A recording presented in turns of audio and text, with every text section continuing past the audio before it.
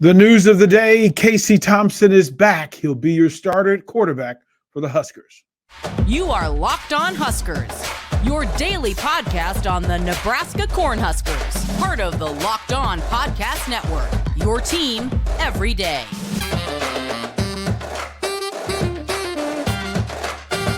Hey everybody, DP here, Derrick Pearson, 93.7 The Ticket, Lincoln, America, for Locked On Huskers, Locked On Go Big Red. Here on the Locked On Sports Network. We thank the folks from Locked On Sports for allowing us to bring this content to Husker fans all over the country, all over the world, each and every single day. Thanks for making us your first listen, first watch each and every single day. I want to thank the folks from BetOnline for what they do for us each and every single day. Of course, the numbers that they provide, this is where the game begins. The number that you want to think about, Ohio State 27.5 over Maryland. A week ago, I'd have been surprised by those numbers. Earlier in the week, the number for Wisconsin and Nebraska was 13.5. Current numbers are right around 10.5, 10 points as the underdog for Nebraska. Why? Because it was announced today that Casey Thompson, Nebraska's regular season starting quarterback, will make his return Saturday. He has been at practice. He's been throwing it around. All signs are good. And the difference that this allows Mickey Joseph and this Husker team to work from is this. It changes the confidence and the competence of this Nebraska offense. It changes the vibe of the Nebraska defense because the expectation and the boundaries that are required for them to have success against Wisconsin are different.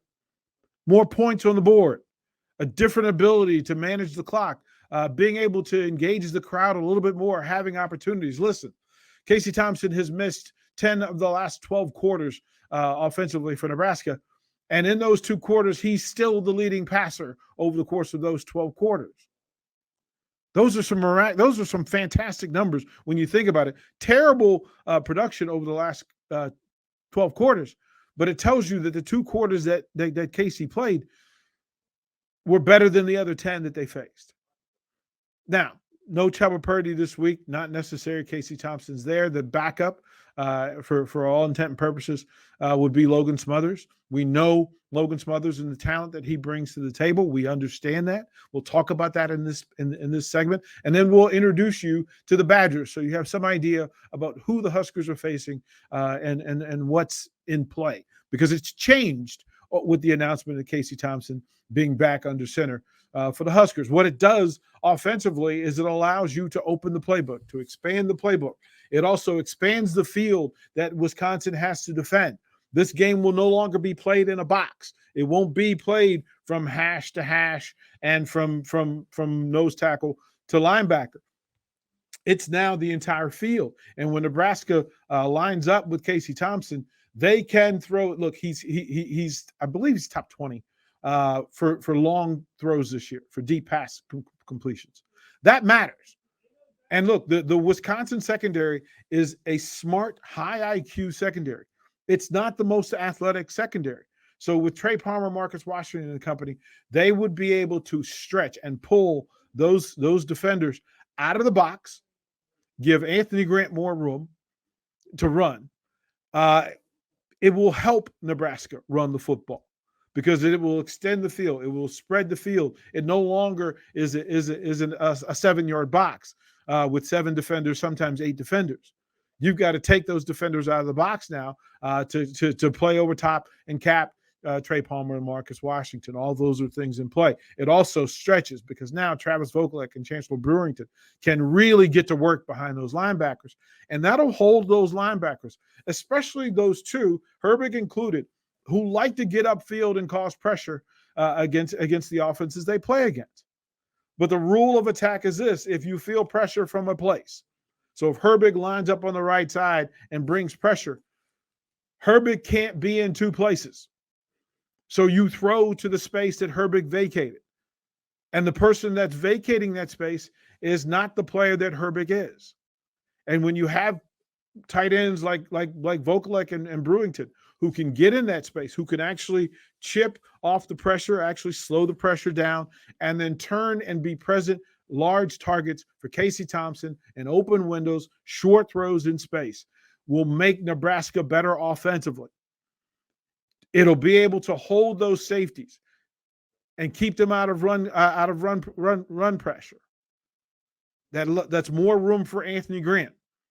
He'll get some one-on-one situations with linebackers and safeties who are not comfortable in that open space. We've seen this from Wisconsin's defense. They don't like to go one-on-one in space. So what Casey Thompson allows, it changes Mark Whipple's play calls. It allows him to go deeper in the playbook. It allows him to get away from those tendencies that they've called plays from the last 12 quarters. He can go back to the full playbook. It's different to have your number one quarterback throwing to receivers 1A and 1B because that's who they've worked with all year long. The timing is right. The spin rate is right. They understand where to put the ball, where each receiver likes it, which guy is better against the run, which guy is better sitting down against the zone, which guy is better in space, who likes to throw high, who likes it low, who likes it on the run. And they will be better offensively. They have been better offensively with Casey Thompson. A happy group is the offensive line group because they've said all along, the thing about playing for Casey Thompson is that they know where he is. So they know how to block for him.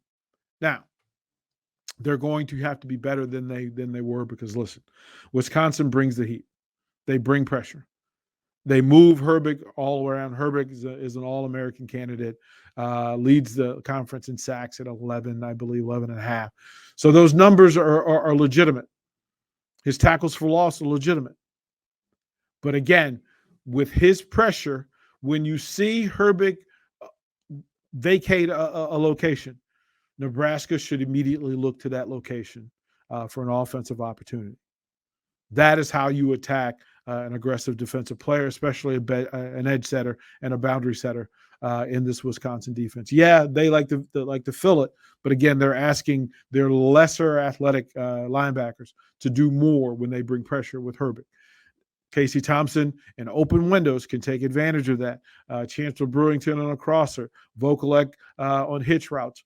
All of those things are back in play, and they're throws that Casey Thompson is comfortable making. Why? Because we saw that over the first part of the season. It's good to have him back. His numbers were really good. The offense works at a higher level when Casey Thompson is behind center.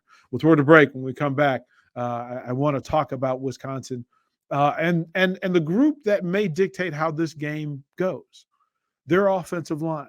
They're big, the long. We'll talk about the numbers all in play when we come back to Locked On Huskers.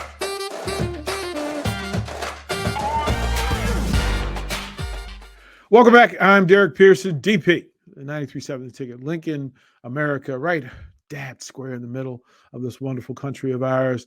Again, we like to thank the folks from BetOnline. The numbers change, but this is where the game begins when you talk about BetOnline. Penn State, plus 19 against Rutgers. Minnesota, plus 2.5 over Iowa. And is it in what's an important game in the Big Ten Conference, specifically in the Big Ten West? So we'll get more answers about how this thing will play out.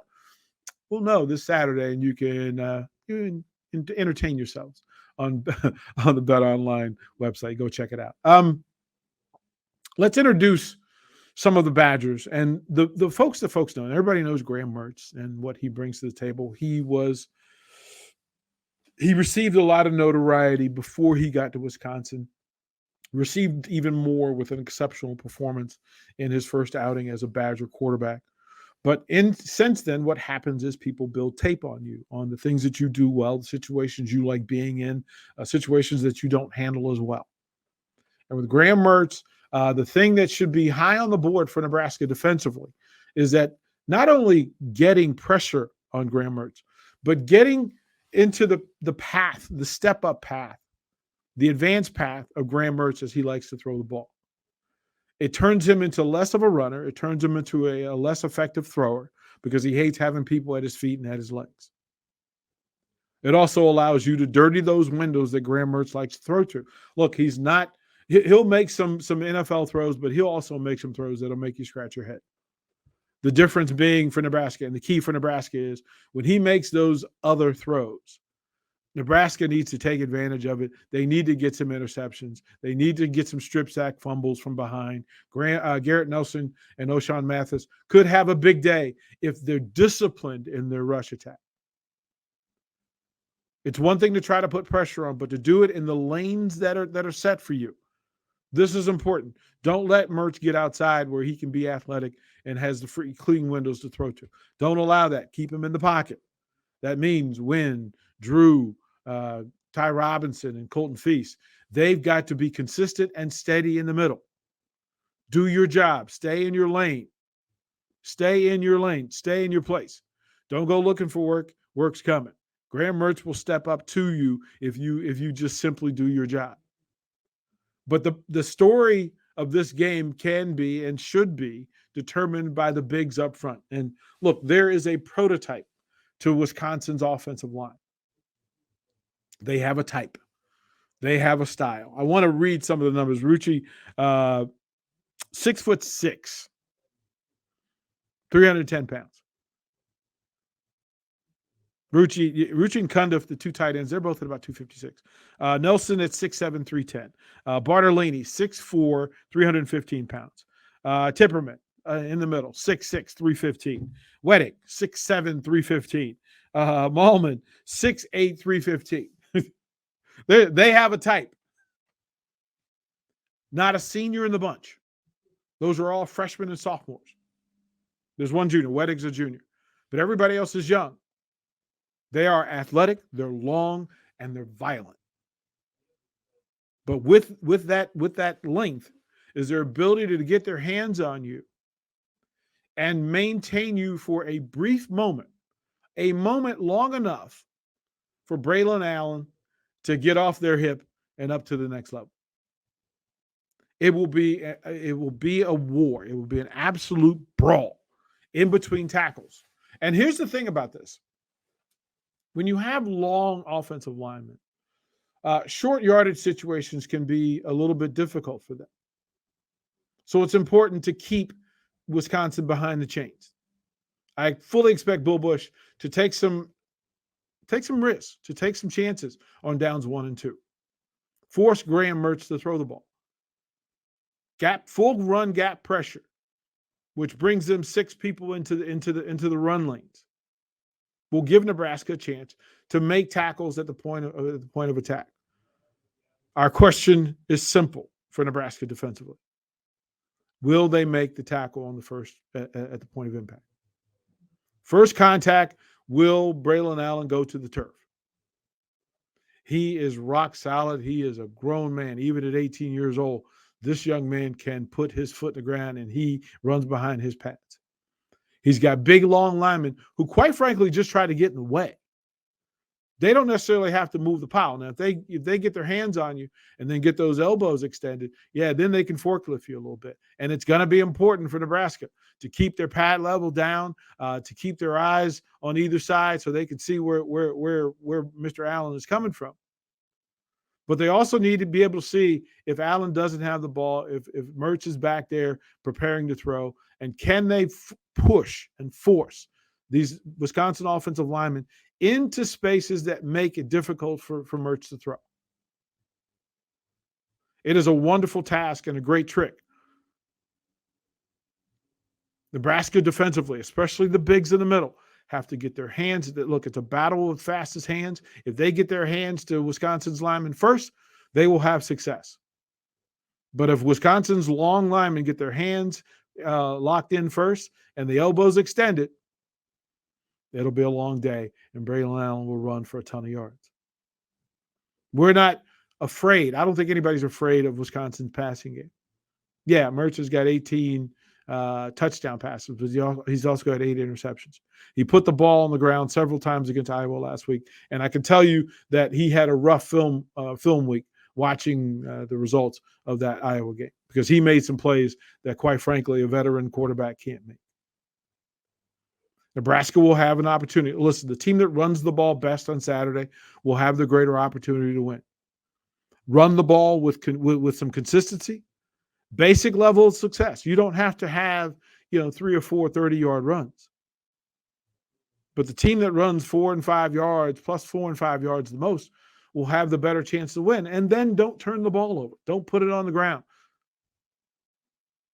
Those possessions have to be fruitful. Nebraska will have to run the ball. Yes, they'll be able to throw it a little bit better with Casey Thompson. They'll be able to have some big strike opportunities. But Anthony Grant has to have as good a day or better as Braylon Allen. Wisconsin's, defensive line has to have a better day than Nebraska's. Nebraska's offensive line has to have a better day than Wisconsin. Those are just the facts. This game will play out. It'll be cold. I believe pre-kickoff it'll be in the 20s. Not sure how far above the 30 it's going to go. It'll be a full crowd. It'll be senior day and an opportunity for Nebraska. This is a 5-5 Wisconsin team. This isn't the usual 8-2 Wisconsin Badger team coming into Lincoln. Nebraska has the opportunity. But it's going to require that they do grown football things, do the base things well. Run the ball, block well, don't turn the ball over, and then respect your possessions.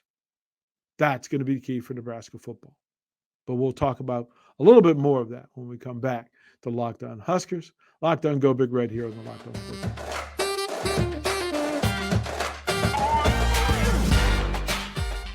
Final segment here of Locked On Huskers, and I appreciate you guys hanging out with us. Again, we thank the folks from Locked On Sports for BetOnline for what they allow us to do each and every single day, and we appreciate you making us the first watch, listen, and share of your day. Again, go subscribe. If you haven't subscribed, click the button so you get this content each and every single day. Michigan, a 17-point favorite over Illinois. Not surprised by that. Purdue, 17.5 over Northwestern. It's a big weekend for the Big Ten Conference. I get more answers about how this thing plays out, how this season plays out. We know a bit about who the players are. Now we'll find out which folks are going bowling, which folks have an opportunity to advance and maybe even be playing in the college football playoff. It is a big day at Memorial Stadium. It is senior day, and there's some folks that need acknowledgement and deserve some acknowledgement. Brandon Moore is a seventh-year senior who's a late addition, came in. I played for Scott Frost at Central Florida, went to Florida State, and then came in late August. He's played 9 games here, but he's a seventh-year senior. He will do his walk Saturday. There are 8 sixth-year seniors due to pandemic and transfers and such. Brock Bando, Chancellor Brewington, Hickson is there, Kolarvik is there, Manning is there, Martin, Malcolm Clemens, and Travis Vokalek are the 8 sixth-year seniors who will make that walk at Memorial Stadium, a last opportunity to get things right. Now, there'll be some folks who make the walk who will also come back. They have another year of eligibility. But it's a statement of loyalty. It's a statement of love, a labor of love for these young people to make their concessions, to make their sacrifices, to spend 6 years, blood, sweat, and tears, trying to honor the Nebraska football name and the legacies that exist. There are a few fifth-year players, one of them being Caleb Tanner, who has played 54 games in his college career here at Nebraska.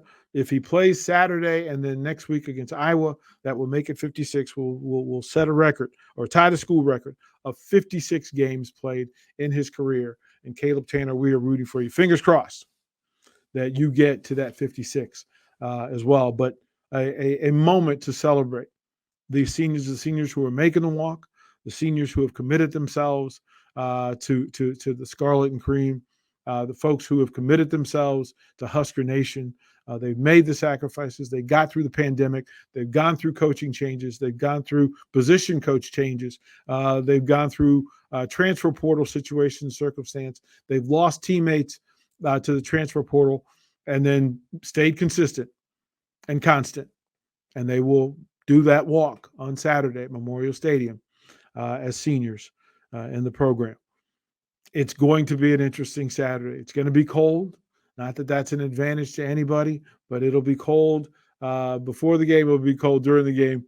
Nebraska will have an opportunity, which is all they want. One more opportunity, one more time for them to make that walk, to have the tunnel walk, to hear that crowd and to be a part of that sea of red, to stand and hear the Husker Power chants, to enjoy the folks standing in full voice, rooting them on against Wisconsin.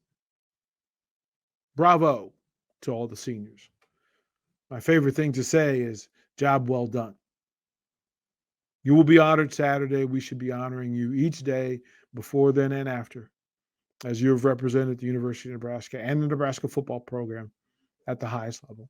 You are appreciated. You're respected. Well done, gentlemen. Well done. We'll close out this podcast with those 3 words that they will hear and they will cheer all day Saturday on senior day. Those 3 words we love so much. Go Big Red.